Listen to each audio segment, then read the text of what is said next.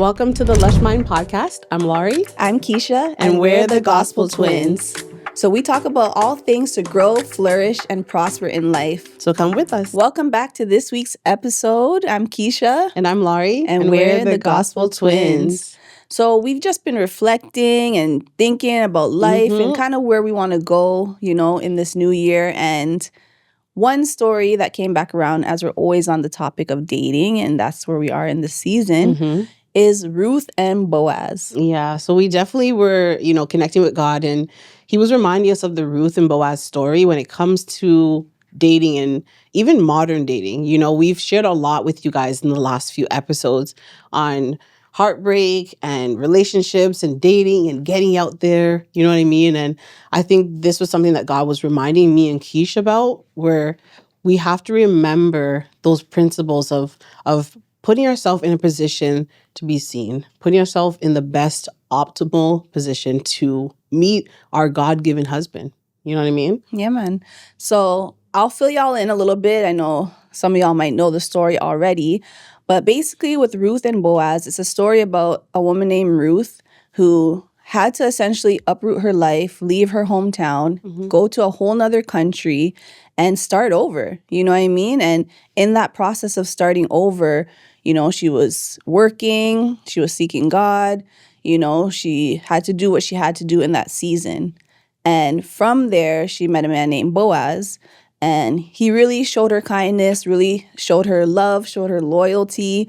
And with that, they were able to connect in the end of the story and, get married and have a child.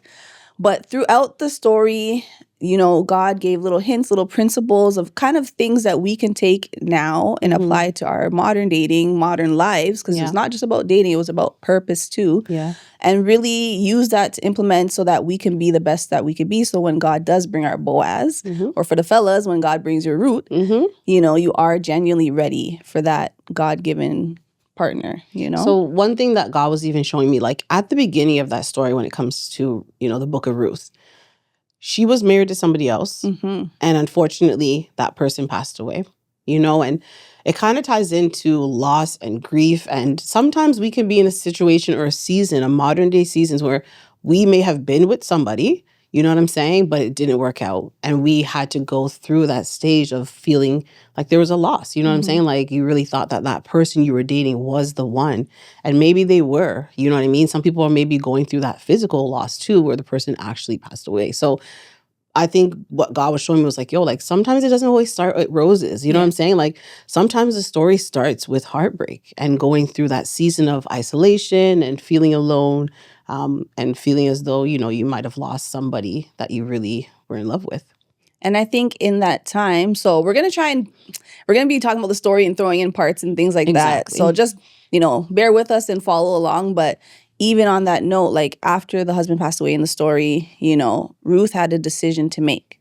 She could have stayed in her hometown, let it be, move on with her life.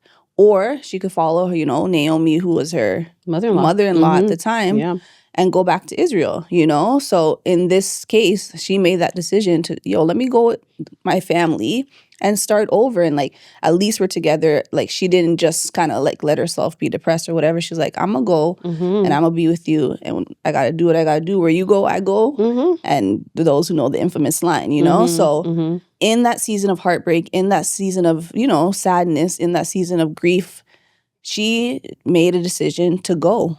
And sometimes even in our lives, like as we're navigating these different seasons, like you may still have to make a decision to go forward because life is still happening. Things are still going on. Business still going on.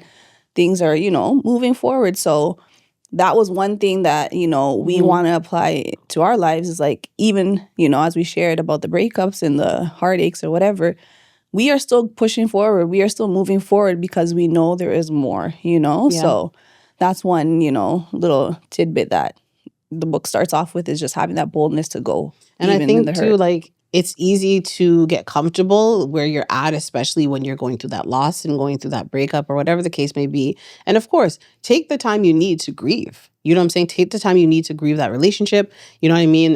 And the situation at hand. And of course, reflect and get to that point where you can then move forward. You know what I'm saying? And press forward and don't be afraid to go somewhere new. You know what I mean? Like, it could be a new city, it could be a new job, it could be a new, you know what I mean, country, wherever God is leading you, don't be afraid to go.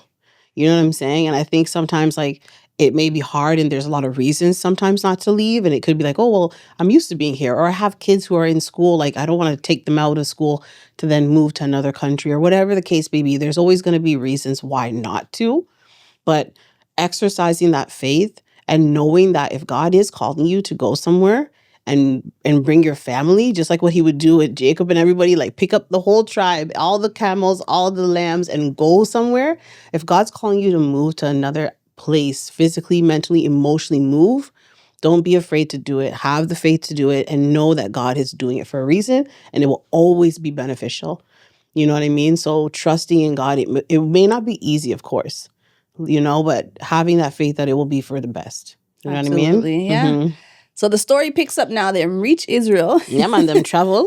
And Ruth realizes like, yo, I need to work. Like, we have to support the family. Like, again, she's with her mother-in-law who's older. So she's like, I got to go out and do what I got to do. And, you know, sometimes in moments in life, like, you have to kind of remember, like, who am I? Like, what's my purpose? Like, what can I do in this moment? You know what I mean? Yeah. In this season.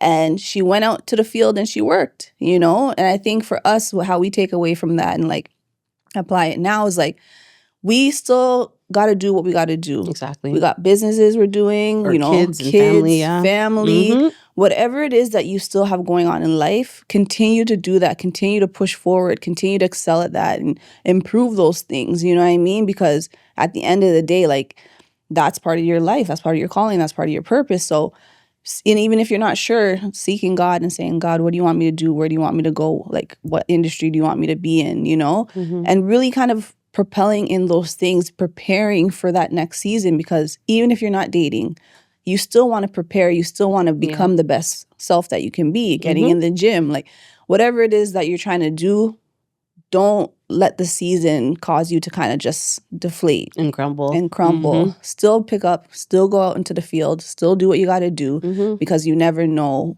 what can happen when you know, are pursuing those purposes that God's called you to do. Yeah. And like, even one thing that God was even just reminding me, like, when it comes to work, like, there's so many different things that he may call you to work on. He may call you to work on your relationship with him, connect with him more. He may call you to work at the gym and go lift little weight upon your body, you know what I'm saying? And do what you gotta do, you know what I'm saying? Like, there's different ways where Ruth, you know what I'm saying, was called to go into the field and work. You know what I mean? He may be calling you to excel in the field that he's called you to be, whether it's the medical field, the healthcare field, the beauty, real estate, whatever field God has called you to be in. Go and do what you got to do. Being a great parent, you know what I'm saying? Yeah. Father or mother to your children. Being the best you can be. You know what I'm saying? I think that's essentially what it comes down to. And obviously, being able to support those who depend on you. You know what I'm saying? Whether it's a mother-in-law, whether it's family, whether it's children. You know, a lot of us do have a lot of family who might come and, you know, need assistance in different ways. You know what I mean? Like, just trying to be the best you can be in that aspect and helping others. Yeah, man.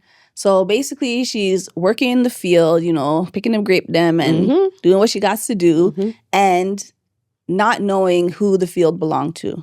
And in the story, the field belonged to Boaz, you know, who was a wealthy man in Israel, like, you know, was doing his thing. He was on his 1 and 2s, you know. So in that, Boaz comes to the field and sees her and is like, yo, who's this girl, you know? And the people then came and said, yo, this is Ruth, XYZ. And then gave her backstory about how she came with her mother-in-law. And, you know, she came to work to support her and things like that. And he realized, like, wow, like, she actually was loyal, like, she actually had good character, and, like, she didn't have to, but she did.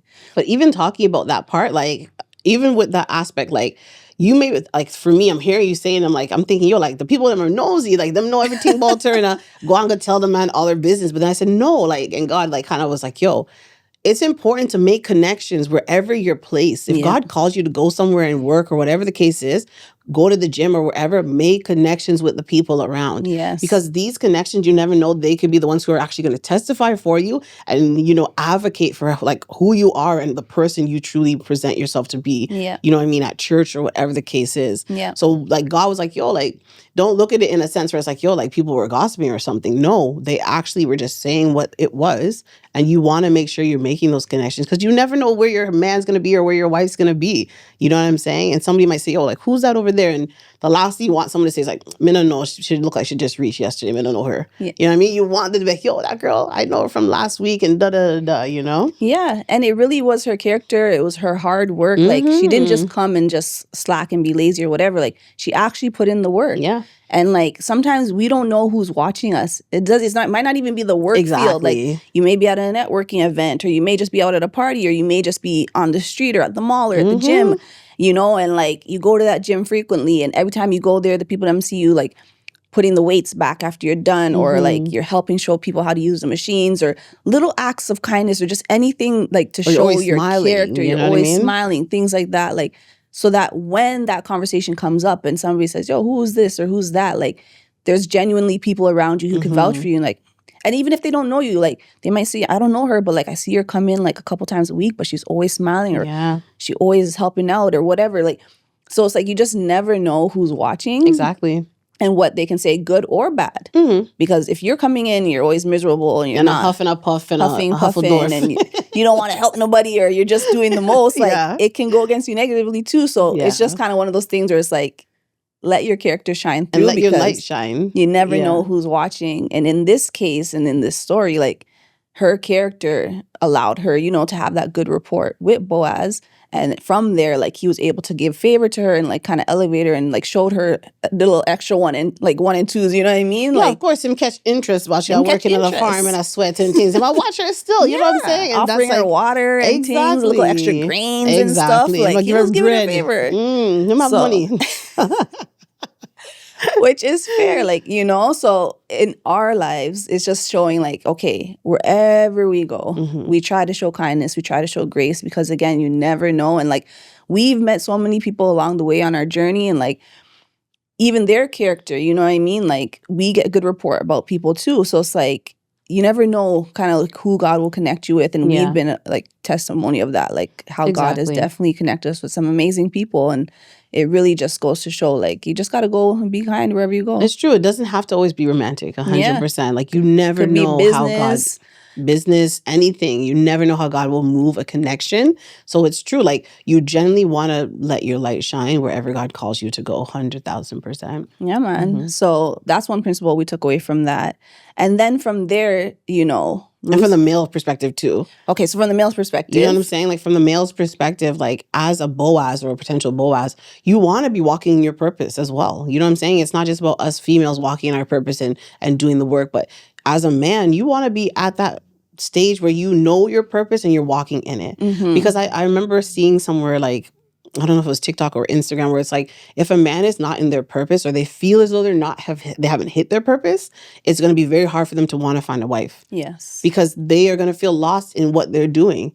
You know what I mean? And unfortunately, we've seen it in relationships where the man might be at a job that he doesn't like and he wants to move to another job, or he may feel like he's underappreciated, and all these different things are happening where he hasn't hit that full potential, where he's like, I'm at my prime, like where I'm at in life, and I'm ready to now take that next step with a wife. You know what I mean? Yeah. So you want to be there as that potential Boaz. You know what I'm saying? And when you get to that point, you'll feel so much more open and secure and ready to take on a wife and family and all that stuff too. Yeah, it does go to show, you know, because again, Boaz was established, and like he was able to provide that work environment for Ruth to even come into. And sometimes too, like even in the modern dating, modern world, like it may not be you're rich or wealthy, but providing that atmosphere for like to welcome somebody into your life, like a potential partner, like, are you ready to even just create that space? You know what I mean? Where a woman can come in and quote unquote thrive, you know, in your presence, in your work, in your,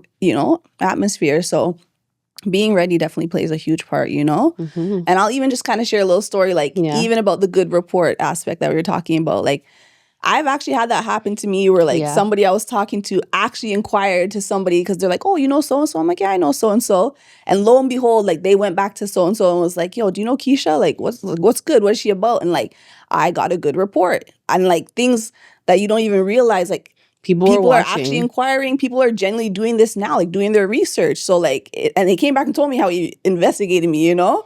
But he got a good report back from me. So I was like, wow, like, it really goes to show, like, you have to treat everybody with kindness because you never know who's going to go back and say what. So I just have to throw that in because, like, it was actually a real life story that it really happened. Like, people are looking in. So my character spoke. So praise the Lord, you know? Praise God. And at the end of the day, like, let's be real. Like, we all do it. Let's be honest. If we see somebody at church or whatever the case may be, you're just like, yo, like, who's that? Or, like, you know what I'm saying? You may genuinely inquire back, is that a new person? Or when them start calling me? You know what I'm saying? Whatever the case may be. So the report is deep. Yeah. It is deep for true. It's real. Mm-hmm. So you just never know. But that's neither here nor there. I just thought it was funny because it actually happened. It's important. Oh, it's important because sometimes you get bad reports and you hear people say like, oh, don't date this guy because he dated so-and-so and he did this and that. Or don't date this girl because she did this and that. So the report is true. You know what I'm saying? Like, the reality of it is you just want to always be putting your best foot forward as best as you can and showing God's love. You know what I mean? Yeah. Mm-hmm. So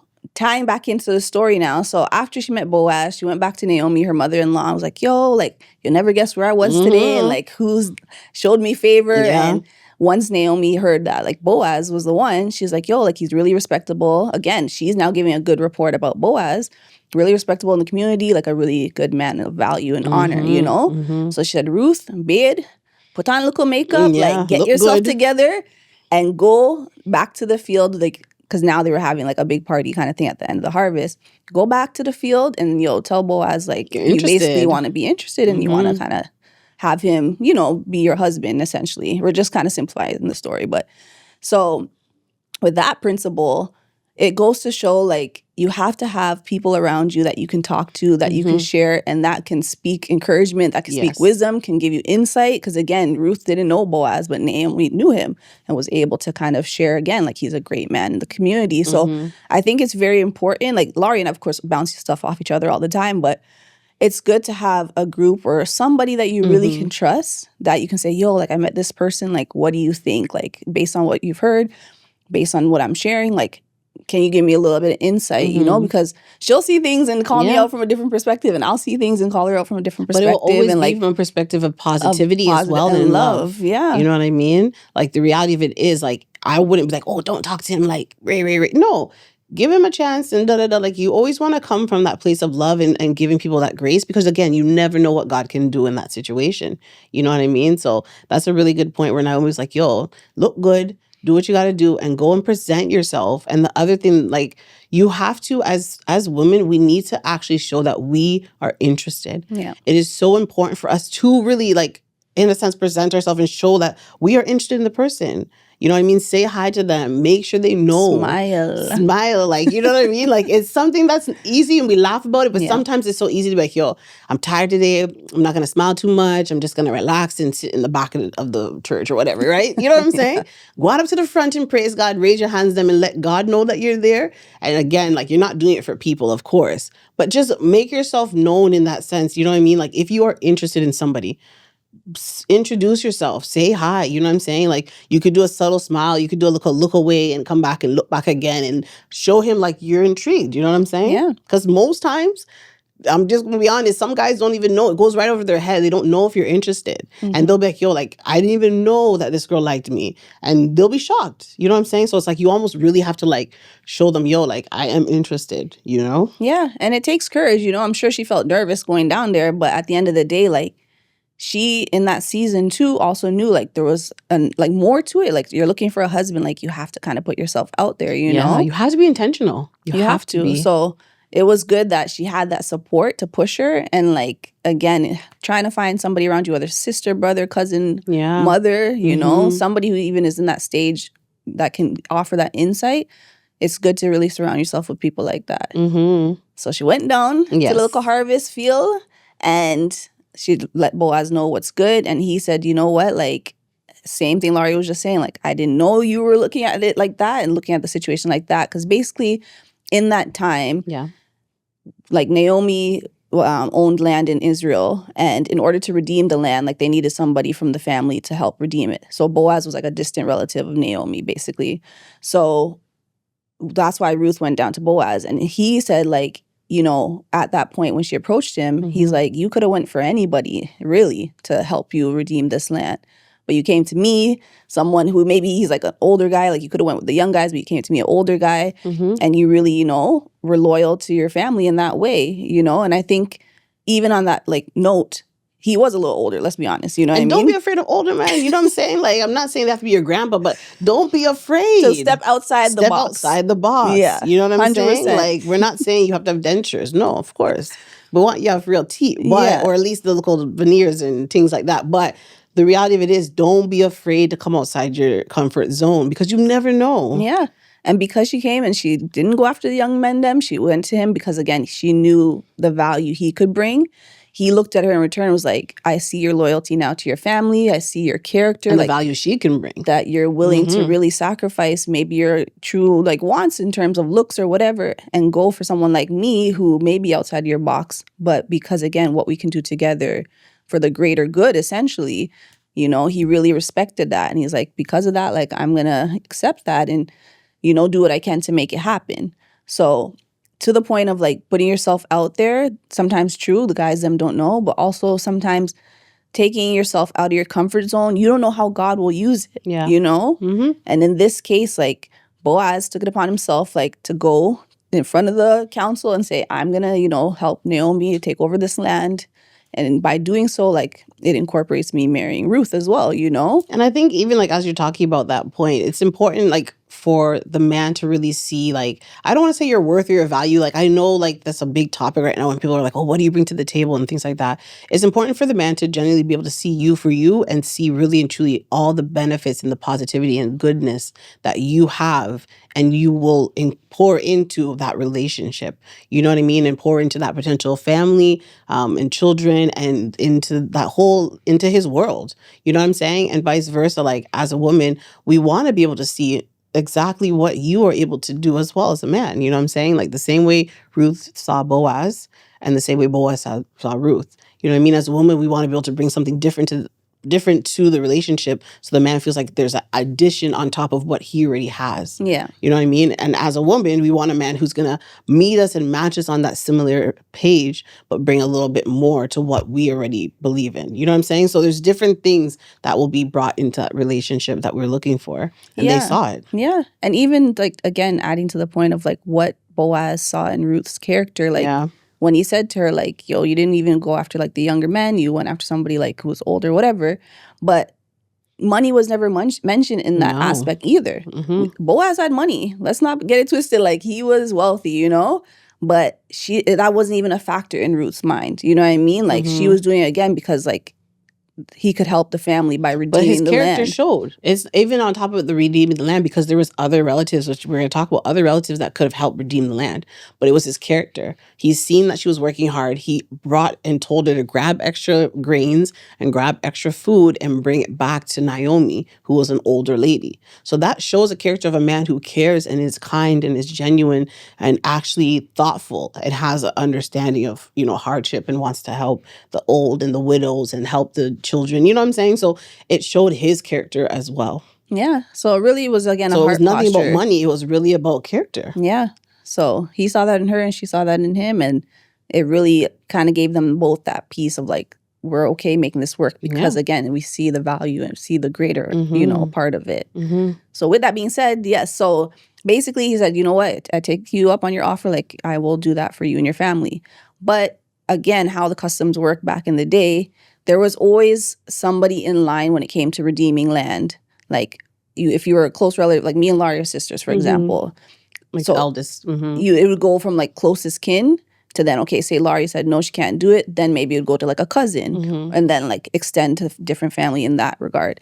So Boaz basically was like the second level where he's like, there is somebody closer in the family that can help you guys redeem the land. So he brought it to her, like that guy, and said, hey, this is a situation. Can you redeem the land for, you know, Naomi and them?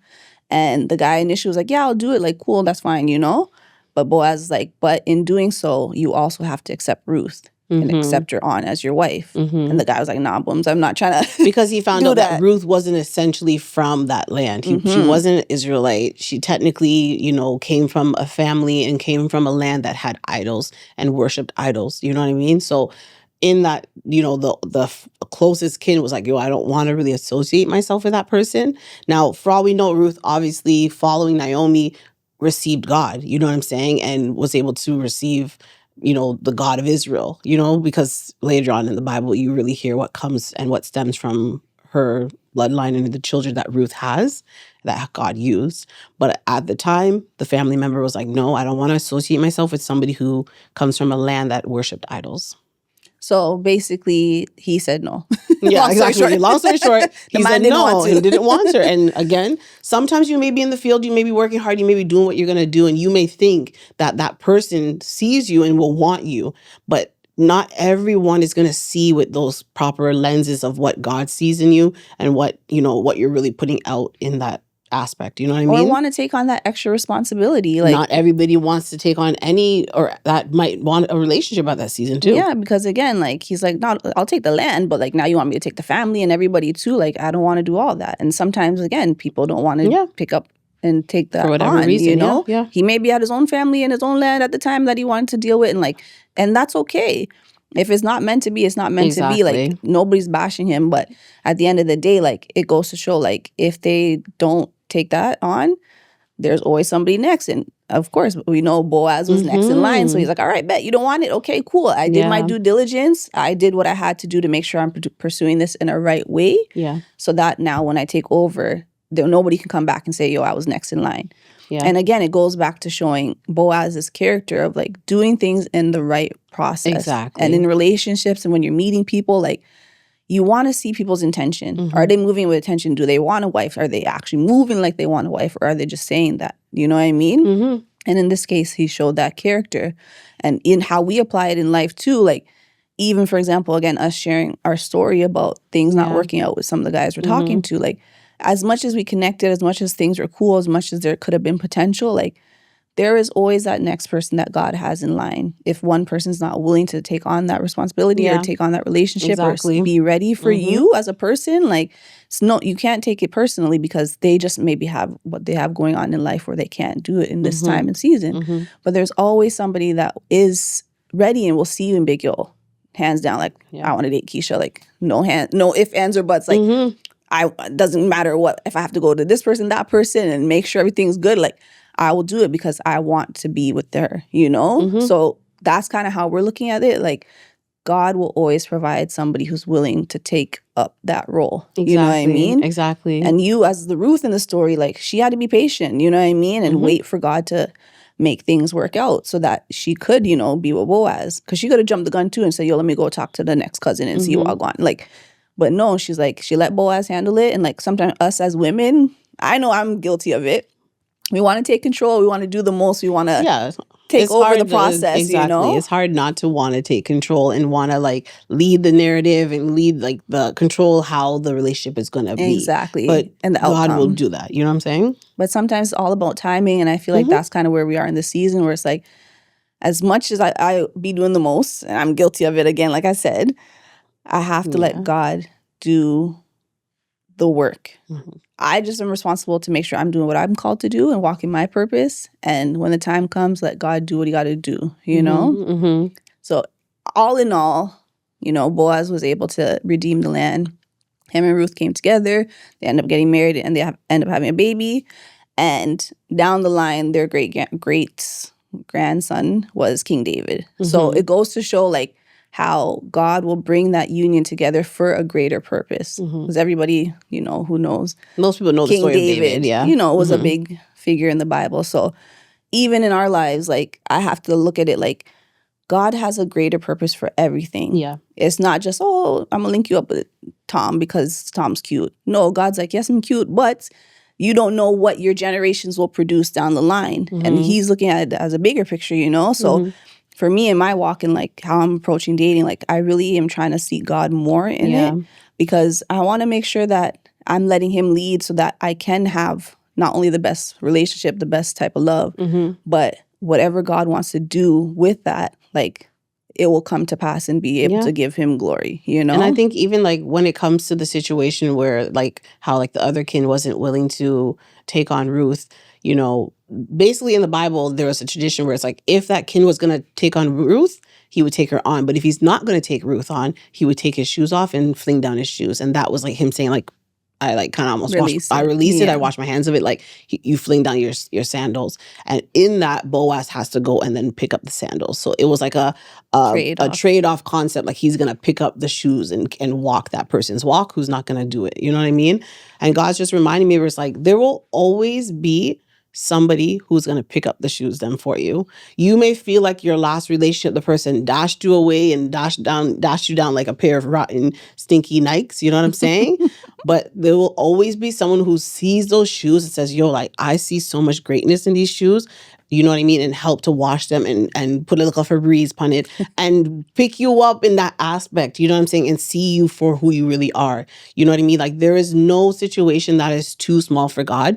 I see a lot of people who be like, oh, like, you know, I'm divorced and I have 4 kids and this and that. And they may feel like they are unwanted based on society's standards. But there is no thing that is too great for God. You know what I'm saying? Yeah. We've seen so many situations where like another person will have kids as well and they come together and they have like a big family and they're so happy. You know what I'm saying? Like, so don't feel a ways or especially if society makes you feel that way, that your shoes were dashed down and no one wants to pick up your shoes, having that patience that somebody trusting that God will bring someone to pick up your shoes. You know what I mean? And then the other thing that God was even just kind of speaking to me about was like, remembering that if he closes the door, it's for a reason. It's for your protection. You know what I mean? And it is always best for God to close a door and protect you versus you trying to push that door open and allowing a situation that may make it more toxic for you. You know what I mean? So if God's telling you to walk away from someone or to close the door or whatever the case may be, as much as it might be hard, trust God in it. Yeah. You know what I mean? Like in the Bible with Noah and the ark and he was building the ark, the Bible says that the door was too heavy for Noah to close. So God himself said he's going to close the door for Noah. If the flood came and that door was open and Noah couldn't close it, the flood would have came into the ark and killed everybody. Do you know what I'm saying? So my point is God will use those situations and help to close the door for you, even if it's too hard for you to close the door because it's a tough situation to like leave somebody or whatever the case is. God will help close that door for you, knowing that it's going to protect you, it's going to help you in the future, and it's going to always be of goodness for you. Yeah, man. You know what I mean? So I think, you know, in closing, yes, our story time, that it's just a reminder that with all these scenarios, like especially the Ruth and Boaz scenario, like it truly was a story of redemption. Yeah. You know what I mean? Like from grief and loss and how the story started with Ruth losing her husband to... And that she didn't have God. And sometimes you may be in that world where you don't have God or you may not be close to him as you were before, to then coming back around. Yeah. It really shows like God can turn around any situation. Yeah. You know what I mean? And turn it around so great that you wouldn't even expect the outcome, you know? So ultimately, you know, God can work everything out for your good if you allow him to, you know? So for us, applying it in this day and age with purpose, you know, sometimes we fall off, sometimes we forget like who we are and like whose we are, you know? But it's just a reminder that God will remind us, love us, show us like, yo, you are more, you are valuable, you are beautiful, you know? And the more we just continue to pursue God and pursue who he's called us to be and walk in that purpose, whatever it is with the raising kids or a business or an idea he's giving you, just walk it out. And he will organize and bring that person into your life or bring that opportunity into your life or whatever it is that you're hoping for. He can redeem any situation. So that is my encouragement to everyone listening. And hopefully you guys take some of these tidbits and apply it in dating. I know I'm waiting on my Boaz. Yeah, man. But I'm have to be out here working and making sure I'm doing what I got to do and getting right. Yeah. But it definitely, you know, again, as we're starting off this year, it's just a reminder, like, seek God and, like, do what you can, do your best. And don't be too hard on yourself. And if you have to go through a situation, allow yourself that time to heal. Like, again, have grace for yourself and take time if you need to. But just don't get too caught up in like, you know, that sadness because you are worthy, you are loved, you are amazing. So just keep pushing forward and trust God in everything. Yeah. So we hope you enjoyed this episode. Yes. Let us know what you guys think. And We'll see you guys in the next one. And as always, if you don't have a lush mind, you won't have a lush life. Bye, everyone.